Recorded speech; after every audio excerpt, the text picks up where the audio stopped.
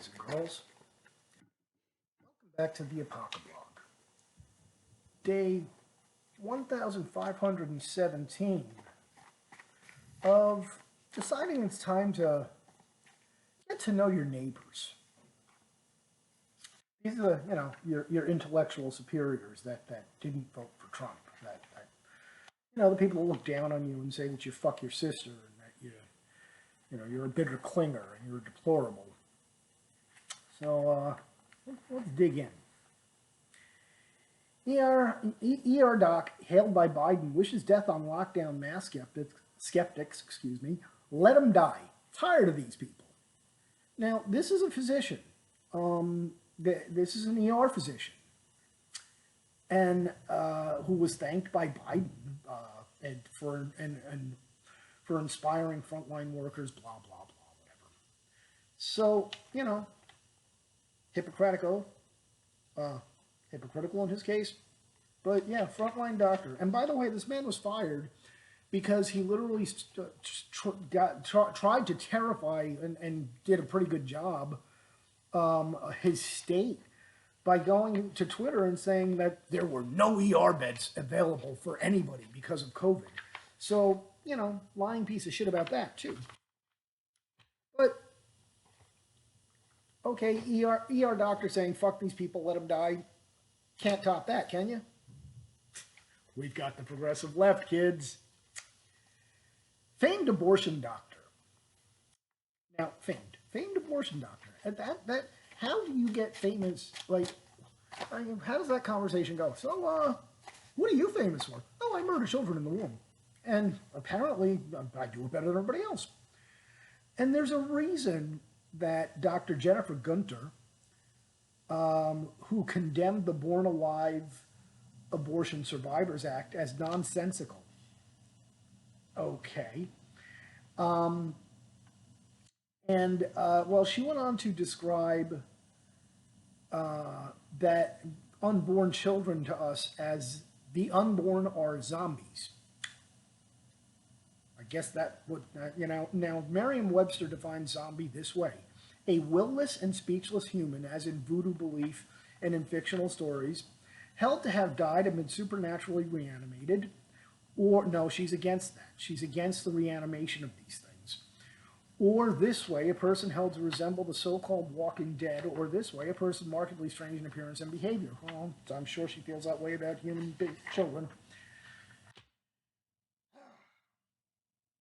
Now we get to peak TDS, peak Trump derangement syndrome. Los Angeles Times published an op-ed on Friday addressing the struggle to resist demands for unity in the face of acts of aggressive niceness. Essay penned by journalist Virginia Heffernan, titled "What Can You Do About the Trumpites Next Door?" seeks to present the author's dilemma in dealing with Trumpite neighbors who plowed her driveway without being asked, and did a great job. Fucking bastards. Trump's warring neighbors are described as moderate, not being Q or believing Trump actually won. Okay, so they're stupid. How am I going to resist demands for unity in the face of this act of aggressive niceness? Be afraid, be very afraid. Aggressive niceness, how dare you? Would you like to line dance in my very well plowed driveway?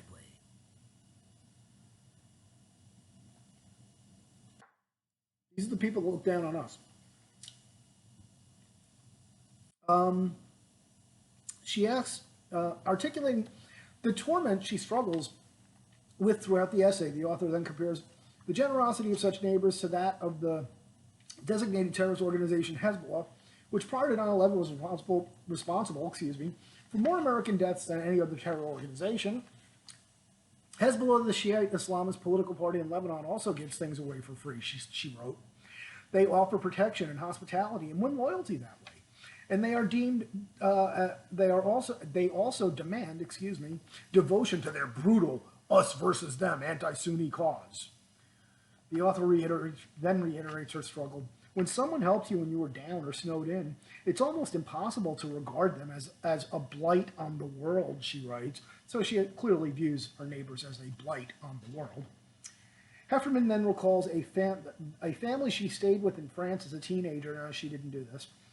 and this did not happen, who declared their happiness, no, this did not happen, declared their happiness during the Nazi occupation because the Nazis were very polite before addressing her neighbors again. Yeah, she's having an AOC moment there.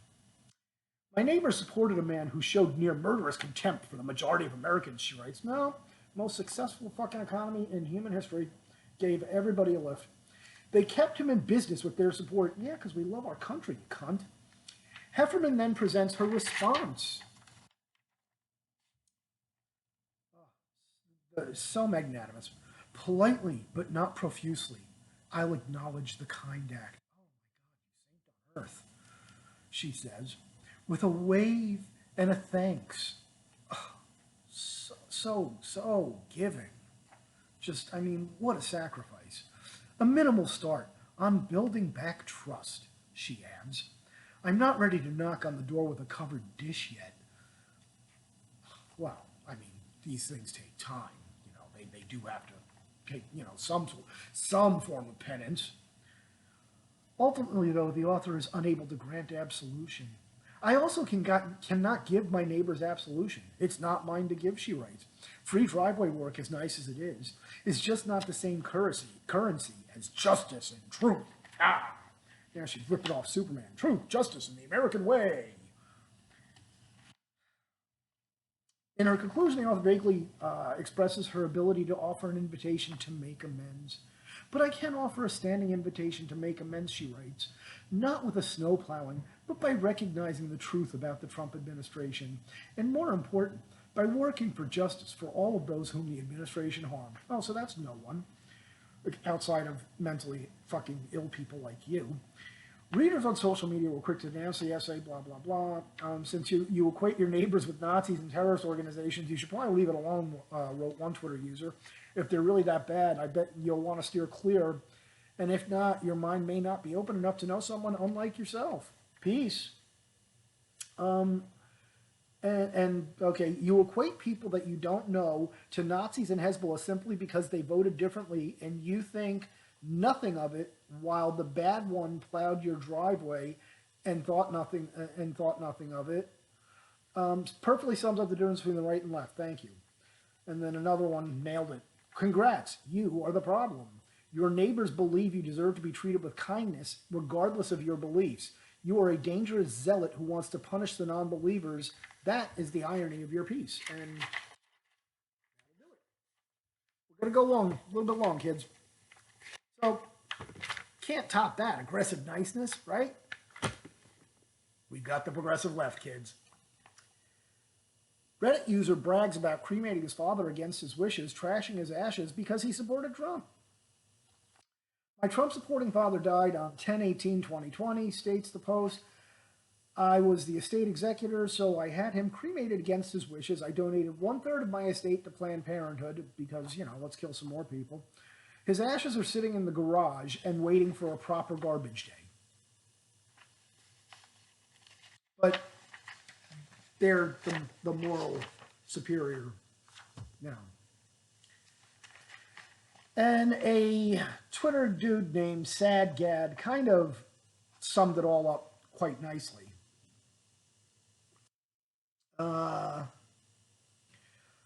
Let me explain yet again the source for all of the platitudinous virtue signaling.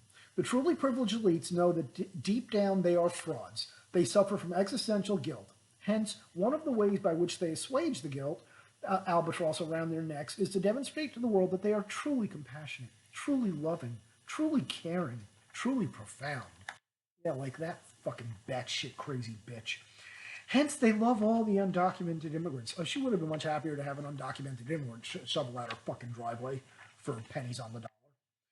They love Mother Earth. They love the ozone layer. They love BLM. They love socialism. They love inner cities. They hate gentrification of neighborhoods. They love mentors of color. They cherish diversity. They love the alphabet movies. They adore queer architecture. Whatever the fuck that is. I guess it's penis-shaped shit. They are better than you, more caring, more cultured, more empathetic. This permits them to sleep better at night. See, I'm not a fraud. I may be a gargantuan parasitic hedge fund bullshitter, but I really care. I may be an overpaid bullshit actor, but I fight for solar panels. Those flyover rubes deserve their lot in life. They are racists who bed their siblings. We are science supporters who fight against Mother Earth rapists while flying in our private jets. It is a classic ego defensive strategy that permits the ruling class to exist within their fractured selves. And there you have it, kids.